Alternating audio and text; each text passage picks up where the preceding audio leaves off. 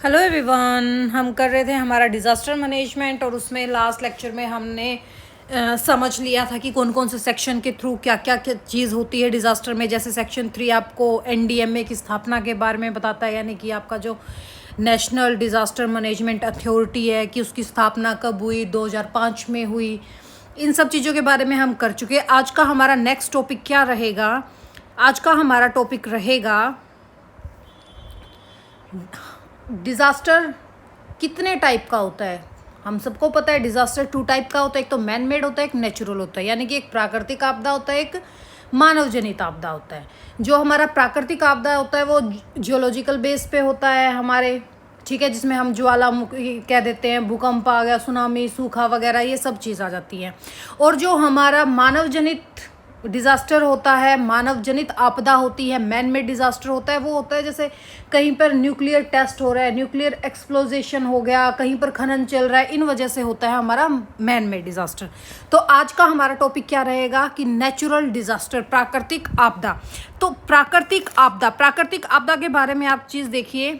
Natural disaster क्या होती है? वो एक ऐसी घटना जो आपके नेचुरल रीज़न की वजह से होते हैं। जैसे आपका भूकंप आ गया है, बाढ़, चक्रवात, सुनामी, ये सब चीज़ आए, उसको हम क्या कहते हैं? नेचुरल डिज़ास्टर, प्राकृतिक आपदा। जिससे आपका जो सामान्य जनजीवन है, हमारी संपत्ति है, हमारा पर्यावरण या अर्थव्यवस्था है, उसको बड़े लेवल पर नुकसान होए, वो किस में काउंट हो जाता है? आपका नेचुरल डिज़ास्टर में काउंट हो जाता है। ठीक है, तो प्राकृतिक आपदा क्या है? वह घटना है जो प्राकृतिक कारणों जैसे भूकंप, बाढ़, चक्रवात एक्सेट्रा उत्पन्न होती है, जिससे जनजीवन, संपत्ति, पर्यावरण तथा अर्थव्यवस्था को व्यापक नुकसान पहुंचता है।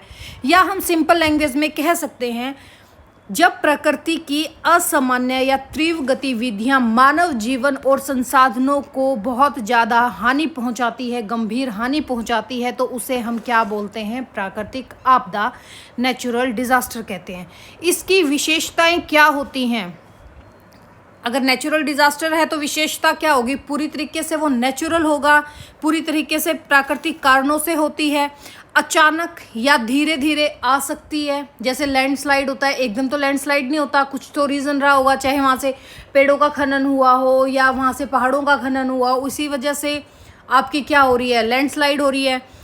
तो वो अचानक हो सकता है या धीरे धीरे भी आ सकता है। बड़े पैमाने पर जान माल की हानि करता है और मानव नियंत्रण से बाहर होती है, इसलिए लेकिन इसका जो प्रभाव है वो कम किया जा सकता है, जैसे प्रिपेयर्डनेस से, मिटिगेशन से, ठीक है, जो आपके डिज़ास्टर के रूल हैं, रेगुलेशन है, उनसे।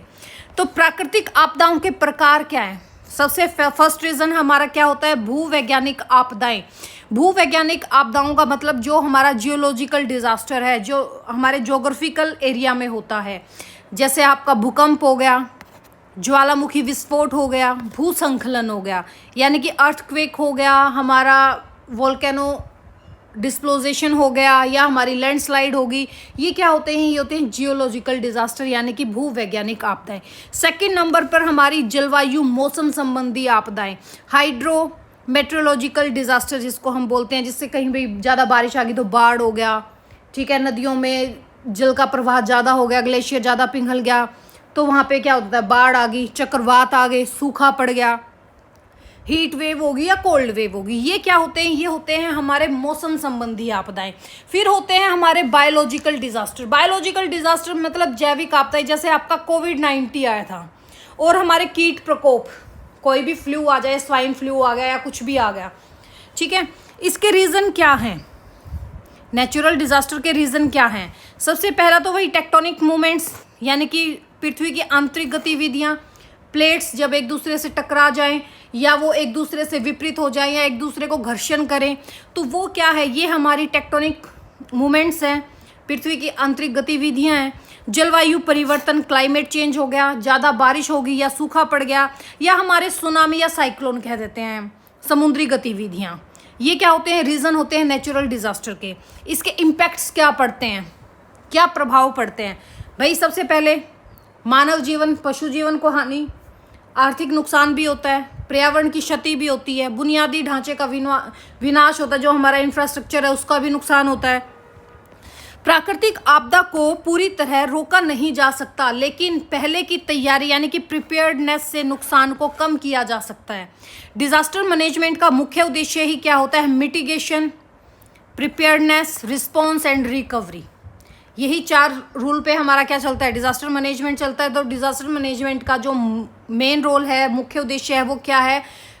Mitigation, preparedness, response and recovery.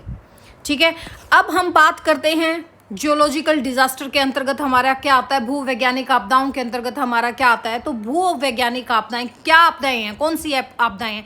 जो हमारे धरती से रिलेटेड हो, एनवायरनमेंट से नहीं, हमारी पृथ्वी से रिलेटेड हो। भूवैज्ञानिक आपदाएं वे आपदाएं हैं जो पृथ्वी की आंतरिक संरचना, प्लेटों की गति और भू भौतिक प्रक्रियाओं के कारण उत्पन्न होती है। उसको हम क्या कहते हैं? जियोलॉजिकल डिजास्टर कहते हैं। सबसे पहले उस चीज़ के अंतर्गत हमारा क्या आता है? भूकंप आता है। क्या आता है? भूकंप। भूकंप क्या होता है? पृथ्वी की कंपन, जो किसकी वजह से आती है? तरंगों की वजह से, वेव्स की वजह से। कहीं पर दिखती है और कहीं पर गायब हो जाती हैं ये तरंगे। तो पृथ्वी की आंतरिक संरचना का अनुमान किस चीज़ से लगाते हैं हम? पृथ्वी की आंतरिक संरचना का अनुमान भी हम भूकंप से ही लगाते हैं। ठीक है, तो भूकंप क्या होता है? पृथ्वी की सतह में अचानक कंपन यानी कि एक वाइब्रेशन उत्पन्न होने को भूकंप कहते हैं, जो पृथ्वी के अंदर ऊर्जा के अचानक मुक्त होने से होता है। जब पृथ्वी हिलती है और झटके महसूस होते हैं तो उसको हम क्या कहते हैं? भूकंप। सिंपल लैंग्वेज में हम क्या कह सकते हैं भूकंप को? पृथ्वी का कंपन, जो किसकी वजह से आता है? तरंगों की वजह से आता है, और वो तरंगे कहीं दिखती हैं और कहीं पर गायब हो जाती हैं। रीज़न क्या है भूकंप आने के? टेक्टोनिक प्लेट्सों का आपस में टकराना या उनका खिसकना, या तो ये प्लेट्स, भारी प्लेट हल्की प्लेट के नीचे मूव करती है हमेशा। ठीक है, या एक प्लेट ऊपर की साइड जा रही है, एक प्लेट नीचे की साइड आ रही है, तो इनके बीच में घर्षण हो रहा है, या प्लेट एक दूसरे से दूर जा रही है। यही हो सकता है, यही 3 रीज़न है प्लेट्स का तो। और ज्वालामुखी गतिविधियाँ, फॉल्ट लाइंस पर दबाव। प्राकृतिक कारण क्या है? नेचुरल रीज़न क्या है? टेक्टोनिक प्लेटों की गति, यानी कि जो हमारी प्लेट्स हैं नीचे, हमें पता है कितनी प्लेट्स हैं नीचे, छोटी और बड़ी कितनी प्लेट्स होती हैं हमारी अर्थ के नीचे? कोई बता सकता है कितनी प्लेट्स होती हैं हमारी अर्थ के नीचे? बड़ी प्लेट्स और छोटी प्लेट्स कितनी हैं हमारी, जिनको हम वृहद प्लेट और छोटी प्लेट बोलते हैं? ठीक है, जो ये प्लेट्स हैं ये 2 पार्ट्स में डिवाइड है। इनको समझ लो कितनी प्लेट्स हैं कितनी नहीं है, क्योंकि ये इंपॉर्टेंट कॉन्सेप्ट है, आना चाहिए और एग्ज़ाम में आता भी है। देखो हमारी जो ये प्लेट्स हैं अर्थ में कितने टाइप की हैं? 2 टाइप की हैं, जिनको एक तो हम बोलते हैं वृहद प्लेट यानी कि जो बड़ी प्लेट्स हैं, और एक है हमारी छोटी प्लेट। जो बड़ी प्लेट हैं वो कितनी हैं? 7 हैं। छोटी प्लेट कितनी हैं? 8 हैं। बड़ी प्लेट कौन कौन सी है? नंबर 1 जो हमारी यूरेशियन प्लेट है। बड़ी प्लेट में हमारे कौन से आ जाती है? Eurasian plate. सेकंड प्रशांत प्लेट। थर्ड उत्तरी अमेरिकन प्लेट यानी कि नॉर्थ अमेरिकन प्लेट बोल देते हैं हम इसको।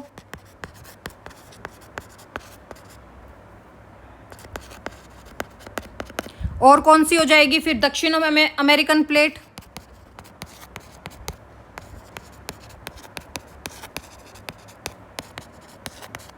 फिफ्थ कौन सी हो जाएगी? African plate.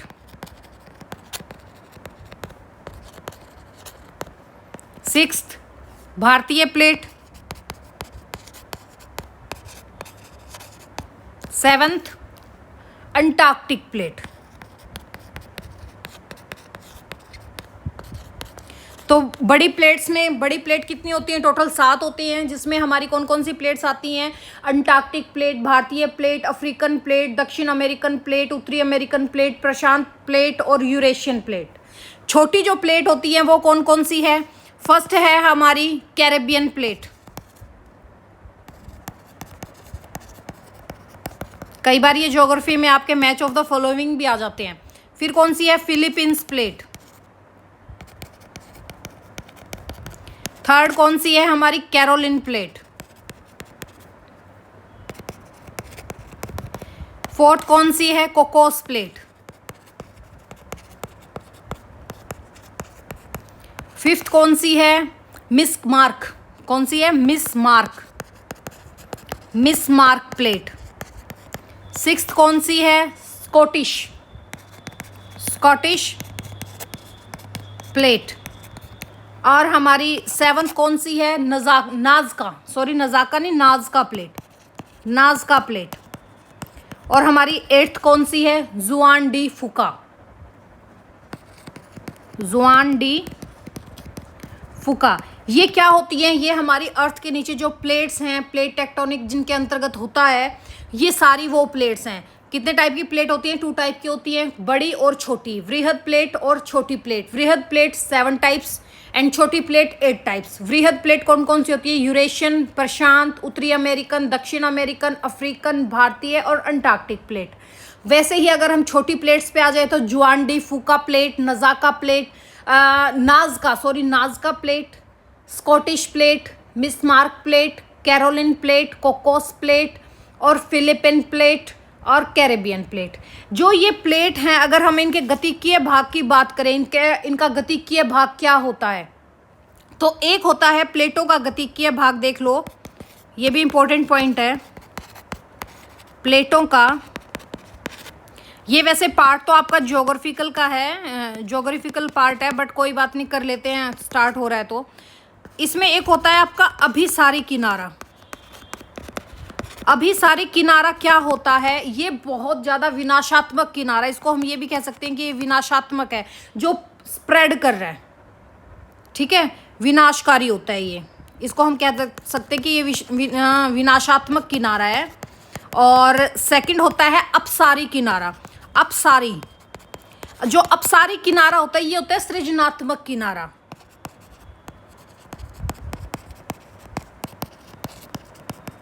फिर होता है हमारा एक रूपांतरित किनारा। और कौन सा होता है? रूपांतरित। जो ये रूपांतरित किनारा है, ये कितने टाइप का होता है? ये होता है हमारा, जैसे देखो, ये 3 किनारे हो गए हमारे, अभिसारी किनारा, अपसारी किनारा और रूपांतरित किनारा। अगर हम अभिसारी किनारे की बात करें, अभिसारी किनारे की बात करें, जो ये हमारा अभिसारी किनारा होता है, ये कैसा होता है? ये 3 टाइप्स का होता है। कौन कौन सा? या तो एक आपका कॉन्टिनेंट प्लेट से कॉन्टिनेंट प्लेट टकराए, यानी कि महाद्वीपीय प्लेट से महाद्वीपीय प्लेट टकराए, महासागरीय प्लेट से महासागरीय प्लेट टकराए, और या हमारी महाद्वीपीय से महासागरीय प्लेट टकराए। ये 3 टाइप का होता है। कौन कौन से टाइप का होता है? महासागरीय प्लेट से जब महासागरीय प्लेट टकराए, तभी तो ये विनाशकारी है। मान लो कि ये एक महासागरीय प्लेट है, ये भी एक महासागरीय प्लेट है, ये दोनों एक दूसरे से टकरा रही हैं, ठीक है। तो जब ये एक दूसरे से टकराती हैं तो हमेशा ये याद रखना कि जो भारी वाली होगी, मान लो ये भारी है और ये हल्की है, तो भारी वाली प्लेट हमेशा नीचे की तरफ जाएगी, ठीक है, और ये प्लेट इसके ऊपर की तरफ चढ़ेगी। जब ये प्लेट ऐसे टकराएंगी तो यहाँ पे जो ये रीजन बनेगा, ये यहाँ पर क्या होगा? यहाँ पर भूकंप आएगा। क्या आएगा? भूकंप आएगा, ठीक है। इसको हम बोलते हैं क्षेपण मंडल भी। इस चीज को हम क्या बोलते हैं? क्षेपण मंडल बोलते हैं इसको। क्षेपण मंडल कह दो या बैनी ऑफ जॉन कह दो, बैनी ऑफ जॉन कह दो, बैनी जॉन कह दो, ठीक है। यहां पर फिर क्या होगा? यहां पर जो ये टकराई हैं एक दूसरे से, यहां पर आपका ज्वालामुखी उद्गार होगा, ज्वालामुखी उठेगी यहां से, यहां पे ज्वालामुखी उद्गार होगा। जब ज्वालामुखी उद्गार होगा तो यहाँ से ये ज्वालामुखी है, ये ऊपर की तरफ लावा स्टार्ट हो जाएगा आना। तो जो ये लावा ऊपर आएगा तो यहाँ पे पर्वत बनेगा, पर्वत का निर्माण होगा। यहाँ पे किस चीज़ का निर्माण होगा? यहाँ पे पर्वत का निर्माण होगा। तो यहाँ पे आप क्या देखते हो? जब महासागरीय प्लेट एक दूसरे से टकराती हैं तो भारी वाली नीचे जाएगी और हल्के वाली ऊपर रहेगी। वहाँ पे भूकंप आएगा जब ये एक दूसरे से टकराएंगी, और वहाँ पर आपका ज्वालामुखी उद्गार होगा जिससे पर्वत का निर्माण होगा। फिर होती है हमारी दूसरी प्लेट,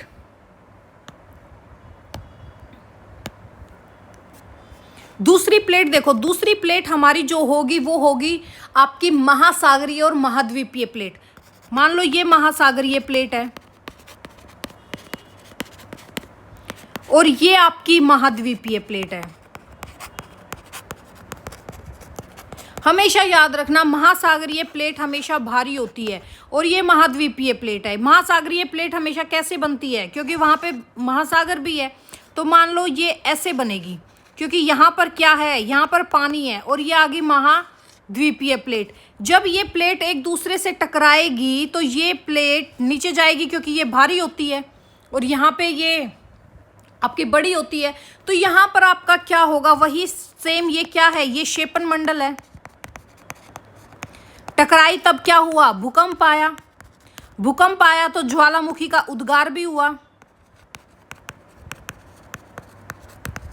ज्वालामुखी उद्गार हुआ तो भाई मैग्मा ऊपर आएगा, लावा ऊपर आएगा, तो वहां पर क्या होगा, पर्वत का निर्माण भी होगा। ठीक है। और थर्ड हमारी क्या होती है, महाद्वीपीय प्लेट से जब महाद्वीपीय प्लेट टकराए, जैसे हमारा क्या हुआ था, हिमालय का निर्माण हुआ था, यूरेशियन प्लेट और इंडियन प्लेट जब एक दूसरे से टकराई। ठीक है। थर्ड हमारी क्या होती है, थर्ड हमारी होगी कि जब महाद्वीपीय प्लेट से ही टकराए। ये दोनों एक दूसरे से टकरा रही है, मान लो ये भी महाद्वीपीय है, ये भी महाद्वीपीय है। अब इन दोनों में आपको डिसाइड करना पड़ेगा कि हमको क्या डिसाइड करना पड़ेगा, इन दोनों में से जो भारी प्लेट होगी वो नीचे की तरफ मूव कर जाएगी। अगर वो नीचे की तरफ मूव कर रही है तो इसका मतलब वही है सेम कि भूकंप आएगा, ज्वालामुखी उद्गार होगा, और ज्वालामुखी उद्गार होगा तो पर्वत का निर्माण होगा। और जब यहाँ पे ये पर्वत का निर्माण हो रहा है, जैसे आपकी नवीन वलित पर्वत बनते हैं इससे, यहाँ पर क्या होता है, सॉरी यहाँ पर ज्वालामुखी नहीं आते, यहाँ पर ज्वालामुखी नहीं आएगा।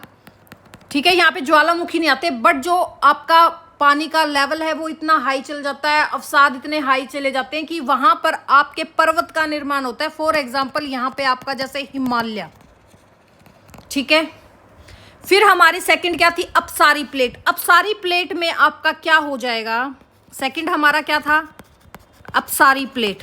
जो ये अपसारी प्लेट है, यानी कि अब क्या हो रही है, ये प्लेट इस साइड खिसक रही है और ये प्लेट इस साइड खिसक रही है। जब ये प्लेट्स एक दूसरे की अपोजिट डायरेक्शन में जाते हैं तो यहाँ पर ये बीच में क्या बन जाता है, ये जैसे फॉर एग्जांपल आप ये लगा के चलो, मिड अटलांटिक रिड्स है जो आपका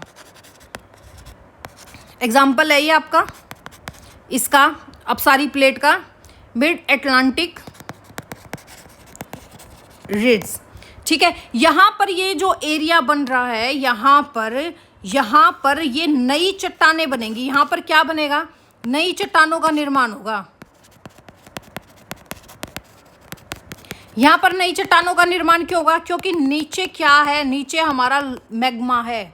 मैग्मा जब ये प्लेट एक दूसरे से जा रही है तो हलचल मचेगी, तो नीचे का जो मैग्मा है ये ऊपर की तरफ आएगा और ये यहाँ पर ऐसे इकट्ठा होना स्टार्ट हो जाएगा।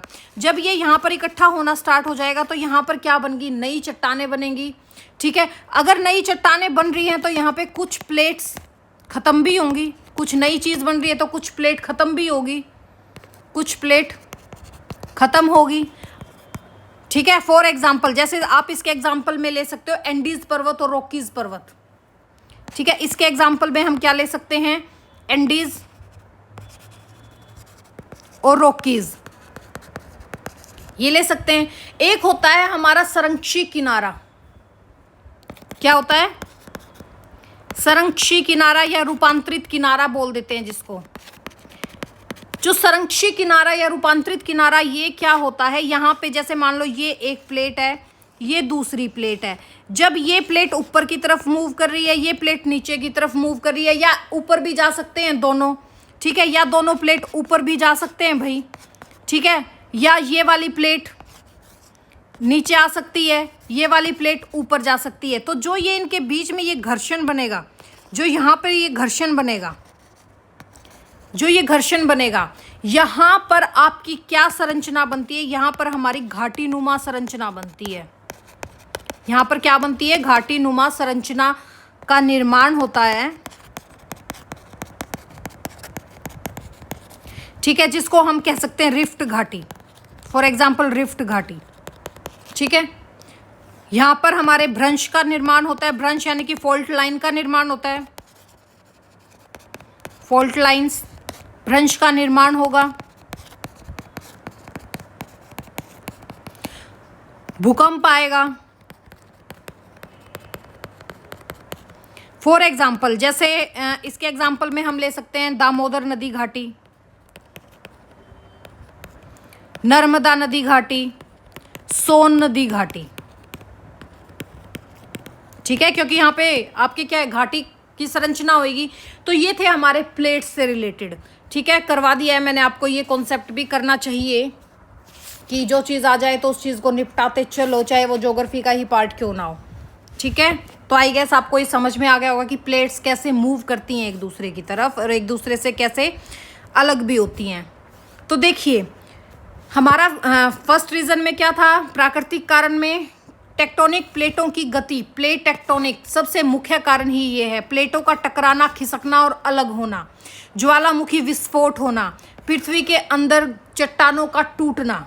और मानव जनित कारण में क्या आ जाता है भाई, आपका खनन, वही माइनिंग, बांध का निर्माण करना या परमाणु परीक्षण, ठीक है। आगे देखो, अब आ जाता है हमारा भूकंप का मेन चीज, ठीक है, कि भूकंप में क्या पॉइंट कैसे होता है। एक तो होता है आपका फोकस, फोकस क्या होता है, पृथ्वी के अंदर जहां भूकंप की शुरुआत हुई हो, मान लो ये है हमारा अर्थ का सरफेस, यहाँ पर आपकी भूकंप की घटना हुई है और ये वेव्स निकलनी स्टार्ट हो गई। ये जब ये वेव्स निकलनी स्टार्ट हो गई तो जहाँ से ये वेव निकली है इसको हम कहते हैं फोकस, ठीक है, या इसको आप हाइपोसेंटर भी कह सकते हैं, हाइपोसेंटर, अवकेंद्र, ठीक है।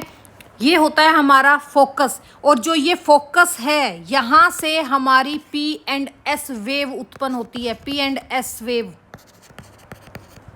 उत्पन्न होती हैं, फोकस से होती हैं, सतह के नीचे होती हैं, सतह के नीचे होती है, जिसकी वजह से कंपन होता है। फिर कंपन जब हुआ, कंपन होने के बाद हमारी L&R वेव उत्पन्न होंगी जो क्षैतिज आपका संचरण करती है और बहुत ज़्यादा विध्वंस करती है, ठीक है। और जहाँ पर एपी सेंटर क्या होता है, उपकेंद्र, सतह का वह बिंदु जो केंद्र के ठीक ऊपर होगा। मान लो कि यहाँ पर सबसे ज़्यादा झटका महसूस किया गया है, तो जो ये जहाँ पर सबसे ज़्यादा झटका महसूस किया गया है उसको हम कहते हैं एपी सेंटर, ठीक है, जिसको हम बोल देते हैं अभिकेंद्र। अभिकेंद्र कह दो, उपकेंद्र कह दो, सबसे ज़्यादा मार जहाँ पर हो वो होता है आपका एपी सेंटर, ठीक है। और सिस्मिक वेव्स, जो ये हमारी वेव्स निकली हैं, ठीक है, ये वेव्स ये होती हैं सिस्मिक वेव्स, ऊर्जा की तरंगे जो फैलती हैं, ठीक है। तरंगों के प्रकार कैसे होते हैं, तरंगों के प्रकार देखो, तरंगों के प्रकार को भी आप समझ लो तो फायदे में ही रहोगे। जो हमारी भूकंपीय तरंगे होती हैं, भूकंपीय तरंगे, सिस्मिक वेव्स होती हैं, ये कैसी होती हैं, ये 2 टाइप की होती हैं। कितने टाइप की होती हैं ये 2 टाइप की होती है, 2 प्रकार की होती है। एक को तो हम बोलते हैं body wave, body waves, body waves का मतलब भूगर्भित तरंगे क्या होती हैं, भूगर्भित तरंगे। एक होती है हमारी surface waves, surface waves, surface waves का मतलब क्या हो गया, जो धरातलीय तरंगे होंगी, धरातलीय तरंगे, ठीक है। जो ये हमारी बॉडी वेव्स होती हैं ये 2 टाइप की होती हैं, primary waves and secondary waves, जिसको हम पी वेव और एस वेव के नाम से जानते हैं। और जो धरातलीय तरंगे होती हैं ये भी 2 टाइप्स की होती हैं, एक तो एल वेव और एक आपकी आर वेव, ठीक है।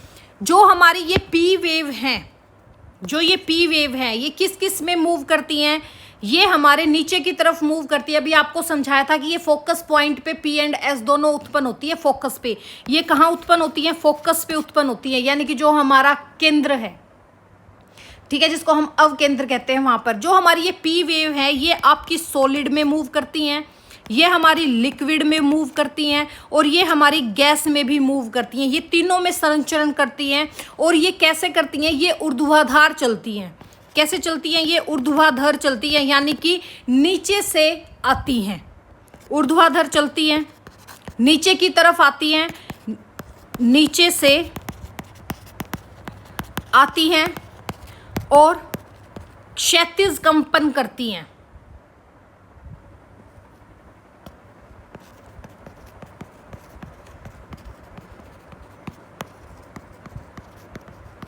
ठीक है, यानी कि पृथ्वी के आंतरिक भाग में उत्पन्न होने वाली ऊर्जा जो कि पृथ्वी की आंतरिक संरचना को बताती है, वो कौन सी होती है? पी वेव और एस वेव। एस वेव में सिर्फ इतना याद रखना कि एस वेव हमेशा सॉलिड में मूव करेगी, ना ये लिक्विड में मूव करेगी, ना ये गैस में मूव करेगी। और जो हमारी एल एंड आर वेव हैं, ये दोनों वेव हैं, ये कैसे होती हैं? ये नेगेटिव वेव्स होती हैं, नकारात्मक तरंगे होती हैं। कैसी वेव्स होती हैं? नकारात्मक तरंगे होती हैं, तोड़ फोड़ करने वाली होती हैं। सिंपल लैंग्वेज में समझो, ये तोड़ फोड़ करती हैं। ठीक है, पृथ्वी पर होने वाले सारे जितने भी नेगेटिव इम्पैक्ट हैं उनके लिए जिम्मेदार होती है आपकी एल वेव और आर वेव। आई गेस आपको इतना अच्छे से समझ में आ गया होगा कि वेव्स क्या होती हैं। जो तरंगों का वेग होता है वो अलग अलग घनत्व वाले पदार्थों से गुजरने के कारण परिवर्तित भी हो जाता है, गति की दिशा उनसे बदल भी जाती है। और जो अधिक घनत्व वाले पदार्थों में तरंग का वेग अधिक होगा, सॉलिड वाले में तेज संचरण होता है तरंगों का। भाई जैसे आपका रिफ्लेक्शन हो जाता है और रिफ्रैक्शन हो जाता है। रिफ्लेक्शन परावर्तन होता है, रिफ्रैक्शन क्या होता है? अपवर्तन होता है। जो आपका रिफ्लेक्शन होता है, देखो मान लो जैसे घनत्व हो गया, मान लो एक होता है आपका क्या? रिफ्लेक्शन, जिसको हम बोलते हैं परावर्तन। एक होता है हमारा रिफ्रैक्शन, जिसको हम बोलते हैं अपवर्तन। जो हमारा ये रिफ्लेक्शन होता है, मान लो ये सतह है, वेव आई और गई, यानी कि आई और गई। लेकिन जो रिफ्लेक्शन होता है, रिफ्रैक्शन होता है, वो क्या करता है? मान लो ये वेव आ रही है, यहाँ आके ये ऐसे मूव नहीं करेगी, ये सीधी नहीं जाएगी, ये क्या करेगी? अपनी दिशा को बदल लेगी, ये ऐसे मूव करती है, यानी कि दिशा में परिवर्तन हो जाता है। और पी वेव होती हैं वो आपके सॉलिड, गैस, लिक्विड तीनों में जाती है, तेज गति की होती है और सबसे पहले धरातल पर पहुंचती है। ठीक है, सबसे पहले धरातल पर कौन सी पहुंचती है? सबसे पहले धरातल पर पहुंचती है हमारी पी वेव। एस वेव सिर्फ ठोस में संचरण करती है और ये पी के बाद मूव करती है, पी के बाद आती है। ठीक है, कम गति की होती है। इनसे वो शेडो जोन और वो तो भाई फिर एडवांस हो जाएगा, वो हमारा ज्योग्राफिकल का पार्ट है कि पी वेव कैसे शेडो जोन बनाती है 105 डिग्री से 145 डिग्री तक। ठीक है, वहाँ तक आप अभी तो मत जाओ।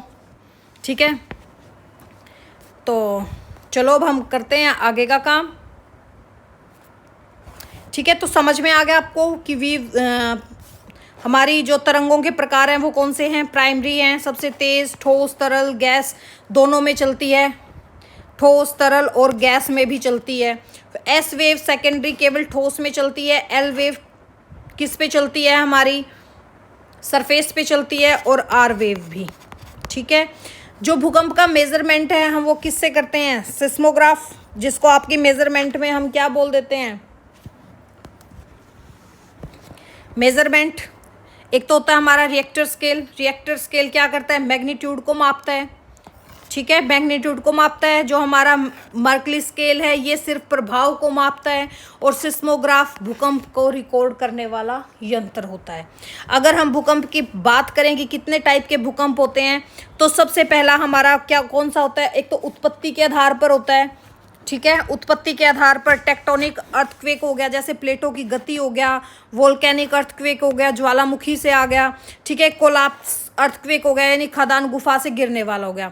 जो हमारा ये प्लेटों की गति वाला है, इसको हम क्या कहते हैं? इसको हम कह देते हैं, यहाँ पे लिखवा देती हूँ आपको, विवर्तनिकी भूकंप।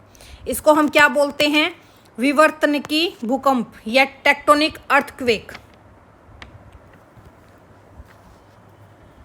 विवर्तनिक भूकंप भी कहते हैं। ठीक है, ये क्या होता है? यहाँ पर अधिकतम भूकंप उन जगहों पर आते हैं जहाँ प्लेट्स एक दूसरे से टकराती हैं।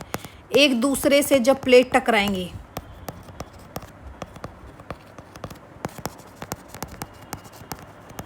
ठीक है, यानी कि एक प्लेट आ रही है, एक प्लेट आ रही है, ये इस साइड मूव करिए, ये इस साइड मूव करिए एक दूसरे से, भिड़ गई हैं। एक होता है हमारा ज्वालामुखी। ज्वालामुखी क्या होते हैं, जहाँ पर आपकी ज्वालामुखी सक्रिय हो, वोल्केनिक हो गया। एक होता है हमारा कोलैप्स, खदान गुफा गिरने से, या हम इसको नियात भूकंप भी कहते हैं। और हम इसको क्या कहते हैं, नियात भूकंप।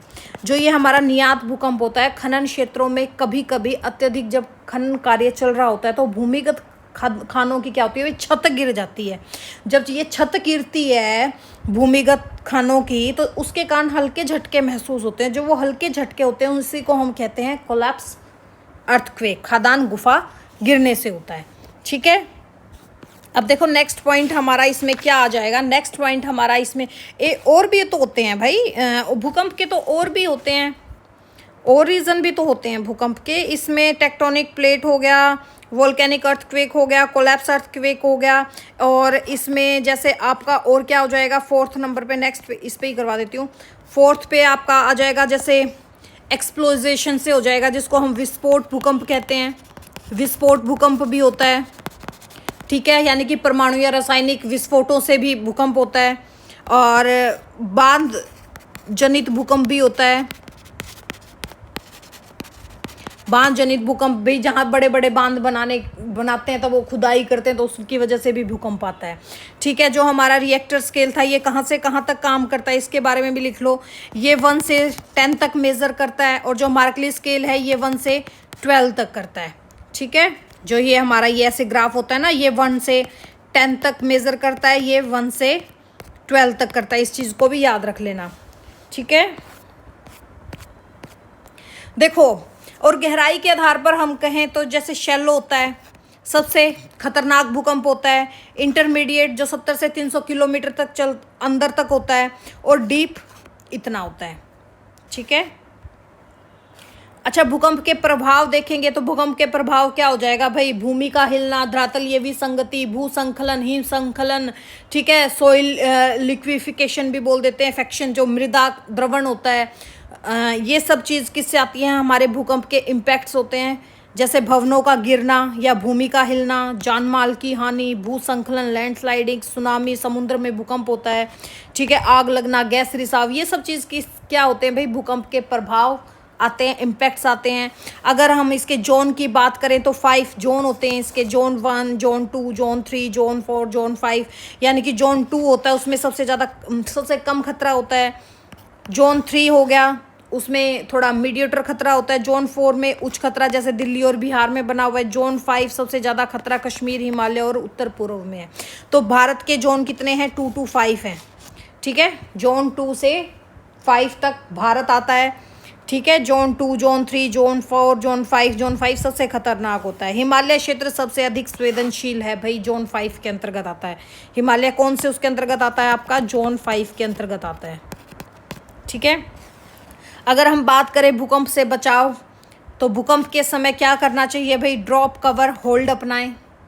ठीक है, अपने आप को किसी टेबल के नीचे छुपा लेना, कॉर्नर में बैठ जाना, ये सब चीज़ों में। और इमारत से बाहर खुले स्थान में जाएं। लिफ्ट का उपयोग कभी भी नहीं करना चाहिए भूकंप के टाइम पे। पहले से तैयारी, अगर हम प्रिपेयर्डनेस की बात करें या मिटिगेशन की बात करें तो भूकंप रोधी भवन निर्माण करने चाहिए, आपातकालीन किट होनी चाहिए, जागरूकता का अभ्यास, मॉक ड्रिल्स वगैरह होनी चाहिए। अब हम बात करते हैं कुछ एग्जाम्पल्स की, केसेस भी लेके आएंगे जो हमारे डिज़ास्टर मैनेजमेंट में पूछे जाते हैं, हमारे एग्ज़ाम में बार बार में ये केसेस आते हैं। 2001 में जैसे भुज गुजरात में हुआ था, जिसको हम रिपब्लिक अर्थक्वेक के नाम से भी जानते हैं। 2015 में नेपाल में, 2004 में हिंद महासागर में जो सुनामी आई थी हमारे, ठीक है, हिंद महासागर में जो सुनामी आई थी। ठीक है, तो अगर हम केसेस की बात करें तो भारत के प्रमुख भूकंप कौन कौन से हैं। 1819 में आया था सबसे पहला, कहाँ पर, कच्छ में। ठीक है, रेन ऑफ कच्छ में आया था, गुजरात के कच्छ क्षेत्र में आया था, जिसको हम अल्लाह बूंद नामक, वहाँ पे एक अल्लाह बूंद नामक भू आकृति बन गई थी। वहाँ पे कौन सी आकृति बन गई थी, अल्लाह बूंद। तो क्वेश्चन एक बार आया था कि अल्लाह बूंद किस अर्थक्वेक से रिलेटेड है, तो कच्छ अर्थक्वेक से रिलेटेड है, जो गुजरात में आया था 1819 में। फिर आया था आपका 1897 में शिलोंग में, ये भी भाई बहुत बड़े लेवल का भूकंप था हमारे असम में। ठीक है, भारत के सबसे शक्तिशाली भूकंपों में से एक था। इसका जो मेजरमेंट हुआ था वो 8.1 के नियर था। 1905 में आपका कांगड़ा भूकंप आया था हिमाचल प्रदेश में, ठीक है, बहुत ज़्यादा जनहानि हुई थी, लगभग कितने लोग मरे थे, 20,000 के करीब वहाँ पे लोग मरे थे इस भूकंप के अंतर्गत। फिर 1934 में आया था हमारा नेपाल बिहार भूकंप। वैसे ये नेपाल में आया था, बट नेपाल के भूकंप का इम्पैक्ट हमारे भारत में भी काफ़ी बार देखने को मिलता है, काफ़ी बार क्या, बहुत बार देखने को मिलता है।